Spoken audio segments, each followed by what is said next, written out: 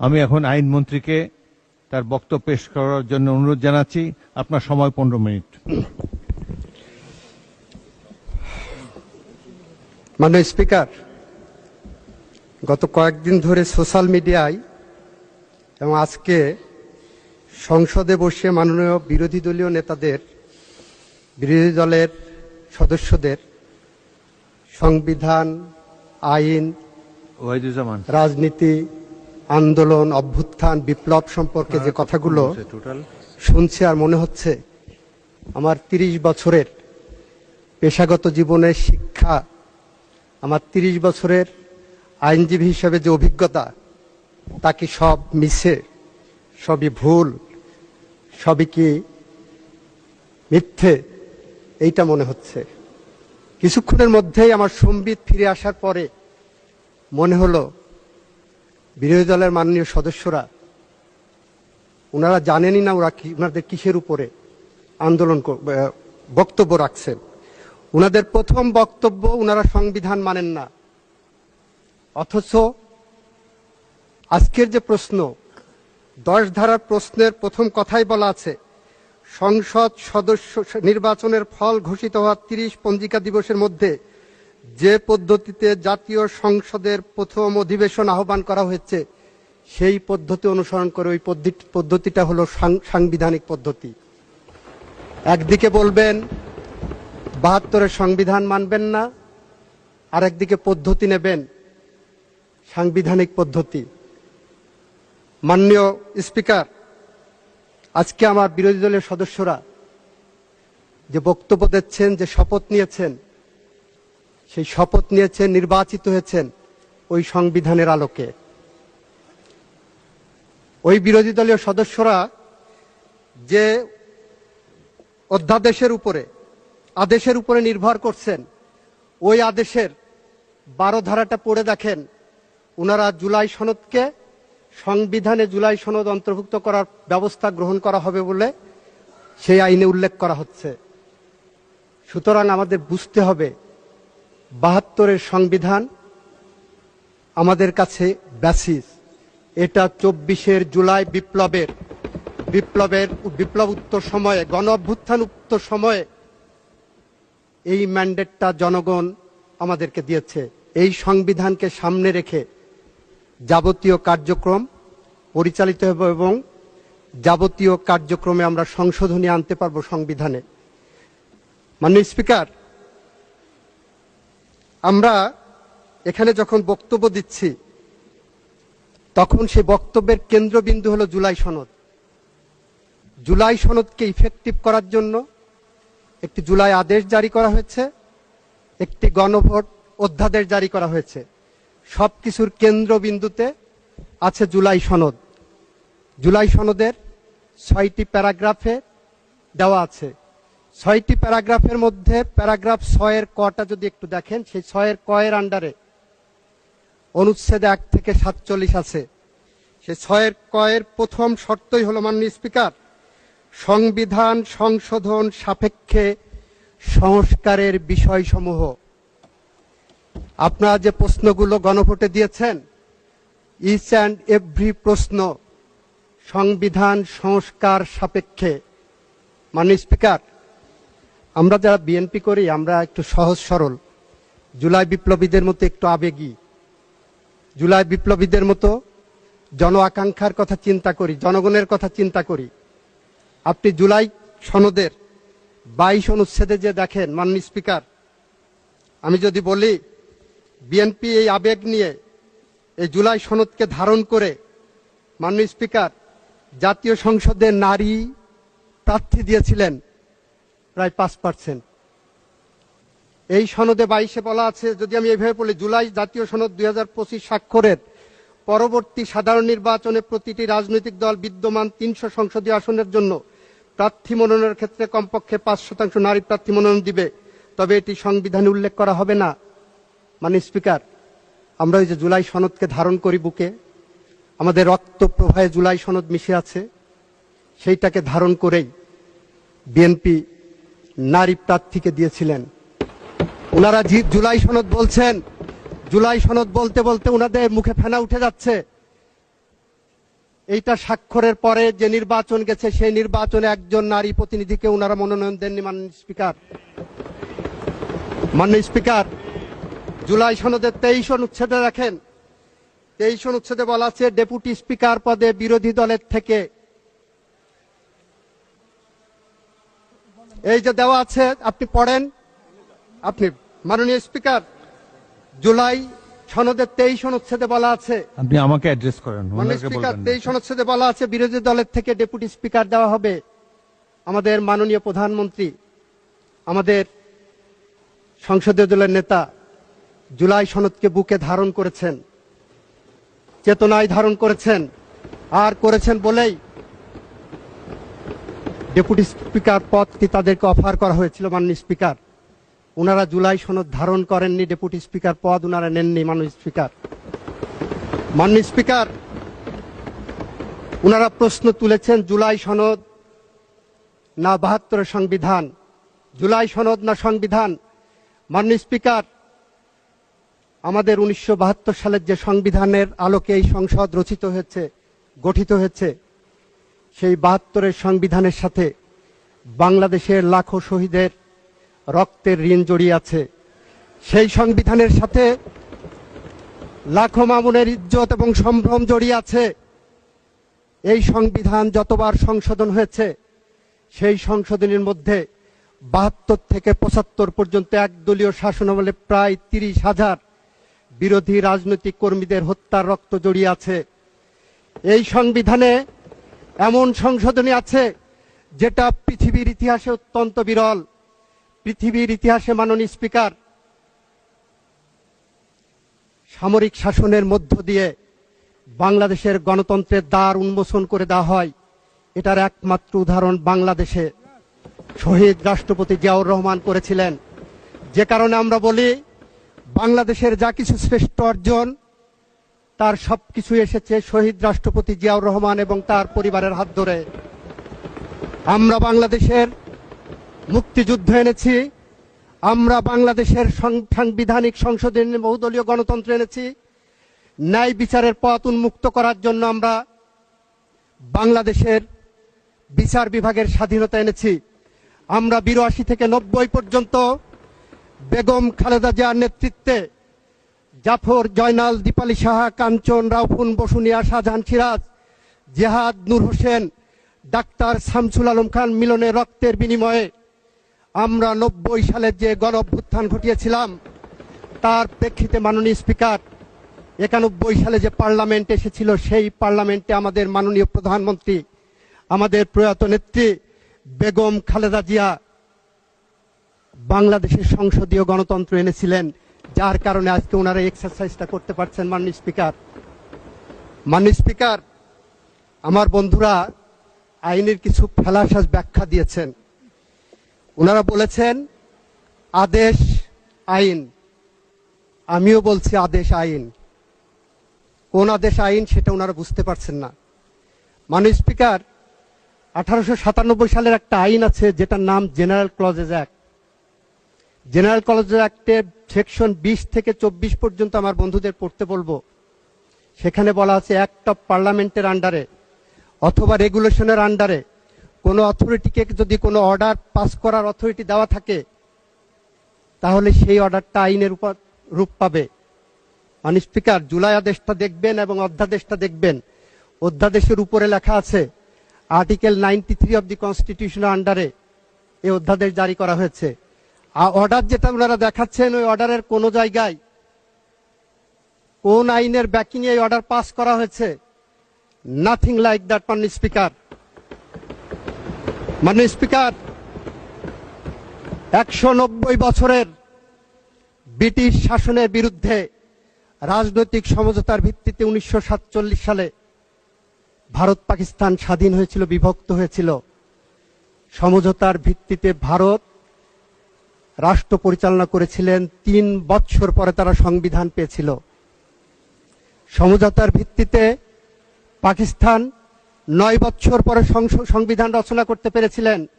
আমাদের 24-এর সমঝোতার দলিল হলো আমরা এই সংবিধানের পথ ধরে হেঁটে যাব, এই সংবিধান সংশোধন করব, কোন কোন জায়গায় সংশোধন করব সেটা আমরা জুলাই সনদের মধ্যে ধারণ করেছি। মাননীয় স্পিকার, জুলাই সনদের মধ্যে যেভাবে সংবিধান সংশোধনের কথা বলা আছে সেটা একটু আপনাকে পড়ে শোনাই মাননীয় সদস্যদের জন্য। জুলাই সনদের 17 নম্বর অনুচ্ছেদে যদি যায় মাননীয় স্পিকার, সেখানে কি বলা আছে? 17 নম্বর অনুচ্ছেদে বলা হচ্ছে আইনসভা গঠন হবে। সেখানে নোট অফ ডিসেন্ট দেওয়া ছিল আমাদের বিএনপির পক্ষ থেকে। নোট অফ ডিসেন্টে বলা হচ্ছে অবশ্য কোনো রাজনৈতিক দল বা জোট তাদের নির্বাচন ইশতেহারে উল্লেখপূর্বক যদি জনগণের ম্যান্ডেট লাভ করে তাহলে তারা সেই মতে ব্যবস্থা গ্রহণ করবে। মাননীয় স্পিকার, আমাদের ম্যান্ডেট সুস্পষ্ট আছে। আমাদের নির্বাচন ইশতেহার অনুসারে আমরা জুলাই সনদকে একসাথে পড়ে আমরা এগিয়ে যাব। সংবিধানকে সামনে রেখে সংবিধান আমরা সংশোধন করতে বদ্ধপরিকর। মাননীয় স্পিকার, আমাদের এখানে অনেকেই বলেছেন গণ অভ্যুত্থান নয়, এটাকে বিপ্লব ডাকতে হবে। মাননীয় স্পিকার, জুলাই সনদের 38 নম্বর পেজের আপনাদেরকে দৃষ্টি আকর্ষণ করছি। আপনারা জুলাই সনদ বলতে বলতে মুখে ফেনা উঠে যাচ্ছে। এখানে 1 নম্বর প্যারাগ্রাফেই অঙ্গীকারনামার 1 নম্বর প্যারাগ্রাফে বলা হচ্ছে 2024 সালের জুলাই আগস্টের গণ অভ্যুত্থান। আপনারা ভালো করে দেখেননি কেন আমি হবস, লক্স, রুশোর কথা বলেছিলাম? মাননীয় স্পিকার, আইন হলো একটি সামাজিক চুক্তি। ষষ্ঠদশ এবং ষোড়শ শতাব্দীতে সুইস দার্শনিক রুশো, ব্রিটিশ দার্শনিক লক, হবস বলেছেন মানুষ কিভাবে শাসিত হবে, কিভাবে চলবে তারা নিজেরা সামাজিক চুক্তির মাধ্যমে নির্ধারিত করবেন। সেই সামাজিক চুক্তির ফরম্যাট হলো এই যে সংসদে বসেছি আমরা, এই যে আমাদের গঠনতন্ত্র সংবিধান, এইটাই আমাদের সেই সামাজিক চুক্তি। মাননীয় স্পিকার, আপনার দৃষ্টি আকর্ষণ করে বলছি 1972 সালে 1971 সালে 9 মাস রক্তক্ষয়ী সংঘর্ষ হয়েছিল। 72-এর যে সংবিধান, যুদ্ধোত্তর বাংলাদেশের সেই সংবিধান কিন্তু কোনো বাংলাদেশের পার্লামেন্টে রচিত হয়নি। বাংলাদেশের বিজয়ী জনগোষ্ঠী নির্ধারণ করেছিলেন যে 70-এর নির্বাচনে পাকিস্তানি সংবিধানের আন্ডারে যারা নির্বাচিত হয়েছিলেন তারা বসে একটি সংবিধান পরিষদ গঠন করবেন। সেই সংবিধানের আলোকেই সেইভাবে আমরা সংবিধান রচিত করেছি। আমাদের 24-এর গণ অভ্যুত্থানের এই বিষয়টাকে 24-এর জুলাই সনদটাকে আপনারা বড়জোর তুলনা করতে পারেন 90-এর গণ অভ্যুত্থানের 3 জোটের রূপরেখার সাথে। 3 জোটের রূপরেখায় ছিল এরশাদের পতনের পরে প্রধান বিচারপতি রিজাইন করে এসে উনি অস্থায়ী রাষ্ট্রপতি হবেন। 3 জোটের রূপরেখায় ছিল উনি প্রধান বিচারপতি পদে ফেরত যাবেন। 3 জোটের রূপরেখায় ছিল বাংলাদেশ পার্লামেন্টারি ফর্ম অফ গভর্নমেন্টে যাবে। ইয়েস, ইট ইজ বিএনপি যে তার রাজনৈতিক অঙ্গীকার রক্ষা করে 1991 সালের পার্লামেন্টের পরে জাতীয় সংসদে সংশোধনী এনেছেন। মাননীয় স্পিকার, আমরা আপনার সামনে বলতে চাচ্ছি, আপনার মাধ্যমে সংসদকে বলতে চাচ্ছি, আমরা যেমন জাফর, জয়নাল, জিপাল শাহ, কাঞ্চন, রাউফুন, বসুনিয়া রক্তের কাছে ঋণী, আমরা যেমন 72 থেকে 75 আসাদ, বাচ্চু, মাসুদ, হারুনের কাছে ঋণী, আমরা যখন 24-এর গণ অভ্যুত্থানের আবু সাইদ, মুগ্ধ, আনাস, ওয়াসিমের কাছে ঋণী, ঠিক একইভাবে আমরা এদেশের 30,000-এর মতো পঙ্গু জুলাই যোদ্ধাদের কাছে ঋণী। আমরা বিশ্বাস করি ফ্যাসিস্টদের বিদায়ের জন্য শুধুমাত্র গুটি কয়েক আমাদের মতো রাজনৈতিক কর্মী এখানে আসেনি। ফ্যাসিস্টদের বিদায়ের জন্য দীর্ঘ 17 বছর বাংলাদেশে বিএনপির উপর এবং আপনাদের উপর স্টিম রুলার চলেছে। আপনারা যদি নির্যাতিত মানুষের মুখচ্ছবি খুঁজেন, তাকিয়ে দেখেন আমার পার্লামেন্টের সংসদ নেতা বাংলাদেশের নির্যাতিত মানুষের প্রতিচ্ছবি। মাননীয় স্পিকার, আমার সময় শেষ হয়ে যাচ্ছে। আমি মন্ত্রী হিসাবে আপনার কাছে আরেকটু সময় বাড়িয়ে দেওয়ার জন্য অনুরোধ করছি, কারণ 15 মিনিট সময় দিয়েছেন আমাকে। আমি একটু সময় চাচ্ছি মাননীয় স্পিকার। মাননীয় স্পিকার, আপনি 2 মিনিটের মধ্যে আপনার বক্তব্য শেষ করেন। কারণ বিরোধী দলকে একটু বেশি টাইম দিতে চাই আমি। অলরেডি আপনি 15 মিনিট শেষ হলে 1 ঘন্টা বলা হবে আপনার। আচ্ছা 3 মিনিট, আর 3 মিনিট বলেন। বিরোধী দলকে একটু 5 বেশি টাইম মিনিট দেন মাননীয় স্পিকার। বলতে বলতে তো 1 মিনিট, চাইতে চাইতে তো 1 মিনিট চলে গেছে মাননীয় স্পিকার। আচ্ছা ঠিক আছে, দেন 5 মিনিট। তাহলে বিরোধী দলকে মাত্র আমি 1 মিনিট সময় বেশি দিলাম। মাননীয় স্পিকার, আমাদের চেতনার উৎস শহীদ রাষ্ট্রপতি জিয়াউর রহমান, আমাদের প্রেরণার উৎস বেগম খালেদা জিয়া, আমাদের সাহসের বাতিঘর, আমাদের এই মহান সংসদের নেতা, আমাদের মাননীয় প্রধানমন্ত্রী তারেক রহমান। মাননীয় স্পিকার, আমরা প্রতিদিন যখন কাজে বের হই, রাজনৈতিক কাজ আর যে কোনো কাজে যাই, আমাদের মনে হয় আমাদের চেতনার সাথে, আমাদের সাহসের সাথে, আমাদের প্রেরণার সাথে এখনো বেগম খালেদা জিয়া জড়িয়ে আছেন। মাননীয় স্পিকার, আমরা বিশ্বাস করি, আমরা যারা বেগম খালেদা জিয়ার সাথে রাজনীতি করেছি এই বাংলাদেশে, আমরা বিশ্বাস করি বেগম খালেদা জিয়া 7 আসমানের কাছে পাশে দাঁড়িয়ে বলছেন, চলে যাওয়া মানে প্রস্থান নয়, বিচ্ছেদ নয়, চলে যাওয়া মানে নয় বন্ধন ছিন্ন করা আর্দ্র রজনী, চলে গেল আমার অধিক কিছু থেকে যাবে আমার না থাকা জুড়ে। মাননীয় স্পিকার, সত্যিই তাই। কবি রুদ্র মোহাম্মদ শহীদুল্লাহর মতো বেগম খালেদা জিয়ার এই প্রেরণা আমাদের প্রেরণার উৎস হয়ে আছে। আমরা তাই বলছি, আইনের ভুল ব্যাখ্যা নয়। মাননীয় স্পিকার, আমাদের এক বন্ধু প্রশ্ন করেছেন, যতক্ষণ পর্যন্ত এটা আল্ট্রা ভাইরাস ডিক্লেয়ার না হবে ততক্ষণ পর্যন্ত this is a valid law. মাননীয় স্পিকার, এই আদেশ কোনো লই না, এই অধ্যাদেশ it is a colourable exercise, colourable legislation, যেটাকে আইনের ভাষায় বলা হয় this is a fraud on the constitution. This piece of legislations are committed a fraud on the constitution. কনস্টিটিউশনে যে পাওয়ার দেওয়া নাই সেই পাওয়ার এখানে এক্সারসাইজ করা হয়েছে। এই পার্লামেন্ট সার্বভৌম পার্লামেন্ট, এই পার্লামেন্টে কোনোভাবেই কোনো আইন দিয়ে বাধ্য করা যায় না। মাননীয় স্পিকার, মাননীয় স্পিকার, আর অর্ডারের ফেট তো বলেছি, সাংবিধানিক কোনো অর্ডার দেওয়ার ক্ষমতা বাংলাদেশ সংবিধানের 4th তফসিলের মাধ্যমে বন্ধ করে দেওয়া হয়েছে। কারণ যখন সংবিধান ছিল না মাননীয় স্পিকার, তখন প্রেসিডেন্ট অর্ডার পাস করতে পারতেন। যখন মার্শাল লর সময় সংবিধান থাকে না, তখন সাসপেন্ডেড থাকলে অর্ডার পাস করতে পারতেন।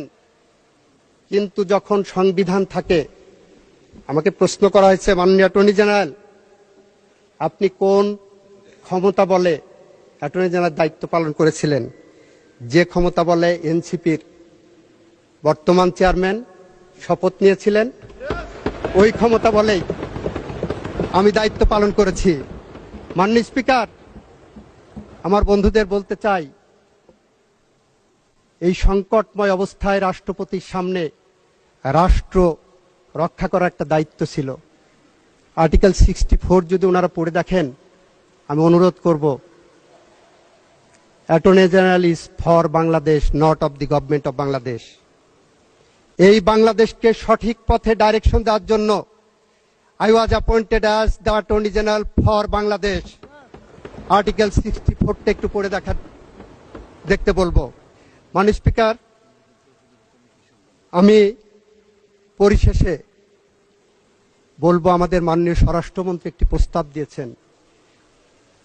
বিরোধী দলের নেতাও কিন্তু ইনডিরেক্টলি প্রস্তাবটা গ্রহণ করেছেন।